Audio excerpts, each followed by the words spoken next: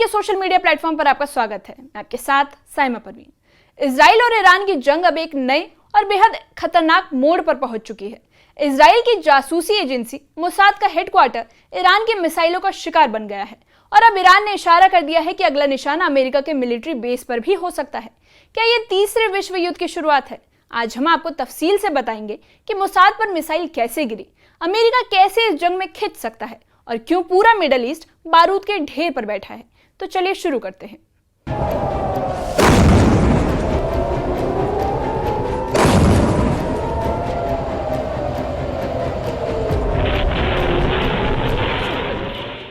Israel की सबसे खुफिया और ताकतवर एजेंसी मोसाद का हेडक्वार्टर अब महज एक ठिकाना नहीं रहा, बल्कि जंग का मैदान बन गया है।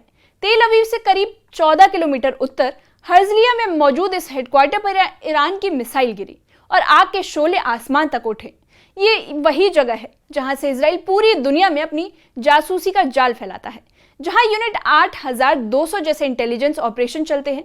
अब जब इस इमारत पर मिसाइल गिरी तो ये साफ हो गया कि इजराइल का डिफेंस सिस्टम पूरी तरह से नाकाम हो गया है। ईरान ने यह हमला सिर्फ बदले में नहीं किया, बल्कि पैगाम दिया है कि अब जंग सिर्फ सरहदों पर नहीं रही, बल्कि जासूसी अड्डों पर भी लड़ी जाएगी। अब आपको बताते हैं कि इसकी शुरुआत कहां से हुई। तो 13 जून से ये सिलसिला शुरू हुआ है, वो सिर्फ हमला या बदला नहीं, बल्कि एक मुकम्मल जंग की शक्ल ले चुका है। इजराइल दिन के उजाले में बम बरसाता है और ईरान रात के अंधेरे में उसका हिसाब बराबर कर देता है। एक तरफ इजराइल के हवाई हमले हैं तो दूसरी तरफ ईरान की मिसाइलों की बारिश। हर शहर, हर बेस, हर सरकारी इमारत अब निशाने पर है। हालात इतने संगीन हो गए हैं कि अब सिविलियन टारगेट भी छोड़े नहीं जा रहे, जैसे ईरान का स्टेट टीवी चैनल IRIB, जहां बम गिरा और उसकी लपटों ने पूरी इमारत को तबाह कर दिया। अब सवाल यह है कि क्या यह बदला एक रणनीतिक संदेश है, क्योंकि अब जंग का दायरा बढ़ चुका है और दोनों मुल्क पीछे हटने को तैयार नहीं हैं। ईरान की मिसाइल अब सिर्फ इजराइल के शहरों तक सीमित नहीं रही, अब अमेरिका के मिलिट्री बेस भी टारगेट बन चुके हैं। डोनाल्ड ट्रंप ने भले ही अब युद्ध में औपचारिक रूप से कदम नहीं रखा है, लेकिन उनके बयान इशारा कर रहे हैं कि अमेरिका मैदान में उतरने को पूरी तरह तैयार है। और ईरान ने साफ कर दिया है कि अगर अमेरिका ने एक भी हमला किया तो खाड़ी देशों में मौजूद सभी अमेरिकी बेस ईरान की मिसाइलों के रडार पर होंगे। यानी अब जंग का एक सिरा वाशिंगटन DC से जुड़ चुका है और ये बात सिर्फ ईरान के बयान नहीं कह रहे, बल्कि उनकी मिसाइलें भी गवाही दे रही है। पश्चिम एशिया में अमेरिका का सबसे बड़ा मिलिट्री बेस है कतर का अल उदैद एयरबेस। यहीं से अमेरिका पूरे मिडल ईस्ट की निगरानी करता है। यहाँ F-15, F-16, F-18 और स्टेल्थ F-22 जैसे फाइटर जेट्स तैनात हैं। ब्रिटेन की रॉयल एयरफोर्स भी यहीं मौजूद है। अब ईरान की चेतावनी साफ है कि अगर अमेरिका इस जंग में कूदता है तो सबसे पहला निशाना अल उदैद बनेगा, और जब ईरान तेल अवीव तक मिसाइल पहुंचा सकता है तो कतर उसके लिए दूर नहीं। ये वही चेतावनी है जो जंग को सीमा पार से वैश्विक स्तर तक पहुंचा सकती है। ईरान की फोर्दो न्यूक्लियर फैसिलिटी एक ऐसा अड्डा जो 100 मीटर गहरी पहाड़ी के नीचे बना है। अमेरिका के पास सबसे ताकतवर बम है, वो है GBU-57 बंकर बस्टर, लेकिन वो भी 60 मीटर तक ही असरदार है। यानी अगर ट्रंप इस फैसिलिटी को उड़ाना भी चाहे तो उन्हें या तो कोई नई टेक्नोलॉजी लानी होगी या फिर जमीन में घुसकर हमला करना होगा। अब सवाल यह है कि क्या अमेरिका ऐसी तैयारी में है, और अगर हमला हुआ तो ईरान इसे महज सुरक्षा पर वार नहीं, बल्कि सर्वाइवल की लड़ाई मानेगा। तेहरान के बाद अब तेल अवीव और हाइफा मिसाइलों की बारिश में भीगने लगा है, तो पूरी दुनिया को समझ आ गया है कि ईरान की मारक ताकत सिर्फ बयानबाजी नहीं। इजराइल का आयरन डोम डिफेंस सिस्टम लगातार ओवरलोड हो रहा है और कई मिसाइलें उसकी पकड़ से निकलकर सीधा इमारतों पर गिर रही है।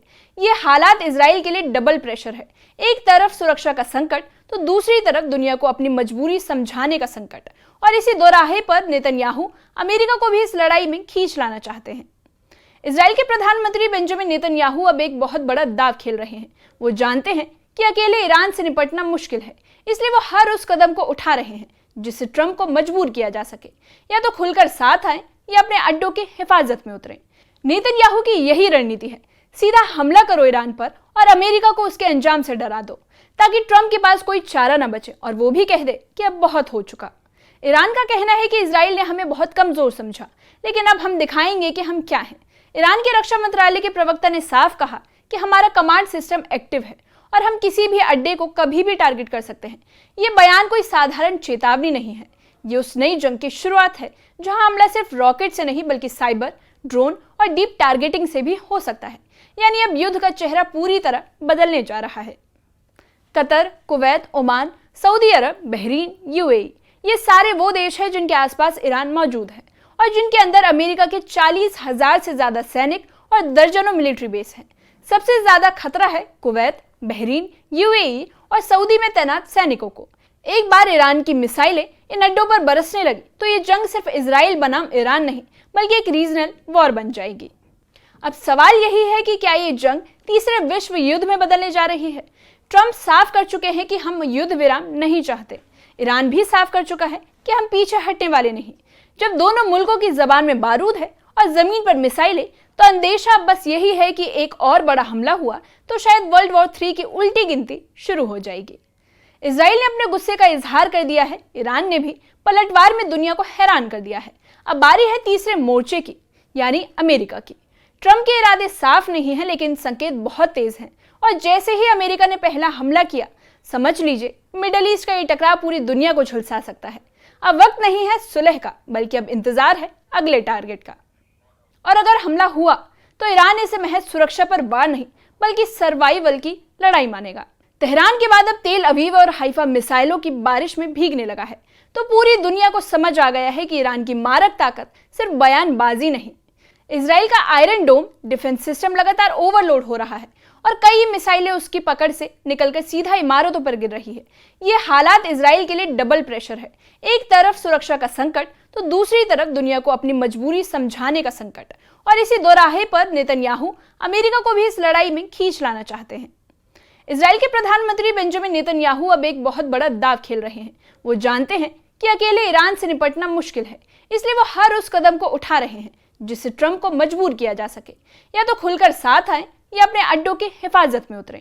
नेतन्याहू की यही रणनीति है, सीधा हमला करो ईरान पर और अमेरिका को उसके अंजाम से डरा दो, ताकि ट्रंप के पास कोई चारा न बचे और वो भी कह दे कि अब बहुत हो चुका।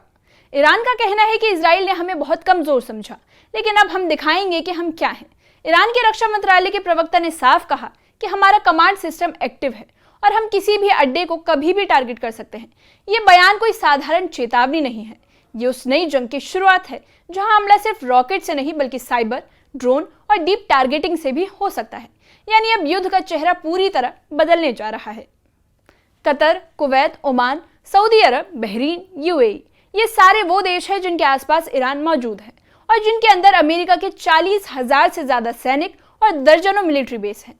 सबसे ज्यादा खतरा है कुवैत, बहरीन, यूएई और सऊदी में तैनात सैनिकों को। एक बार ईरान की मिसाइलें इन अड्डों पर बरसने लगी तो ये जंग सिर्फ इजराइल बनाम ईरान नहीं बल्कि एक रीजनल वॉर बन जाएगी।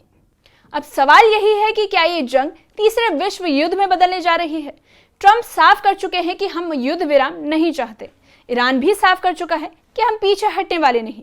जब दोनों मुल्कों की जबान में बारूद है और जमीन पर मिसाइलें, तो अंदेशा बस यही है कि एक और बड़ा हमला हुआ तो शायद वर्ल्ड वॉर 3 की उल्टी गिनती शुरू हो जाएगी। इजराइल ने अपने गुस्से का इजहार कर दिया है, ईरान ने भी पलटवार में दुनिया को हैरान कर दिया है। अब बारी है तीसरे मोर्चे की, यानी अमेरिका की। ट्रंप के इरादे साफ नहीं हैं, लेकिन संकेत बहुत तेज हैं और जैसे ही अमेरिका ने पहला हमला किया, समझ लीजिए मिडल ईस्ट का ये टकराव पूरी दुनिया को झुलसा सकता है। अब वक्त नहीं है सुलह का, बल्कि अब इंतजार है अगले टारगेट का। इस मामले पर आपकी क्या राय है, कमेंट सेक्शन में कमेंट करके बताइए।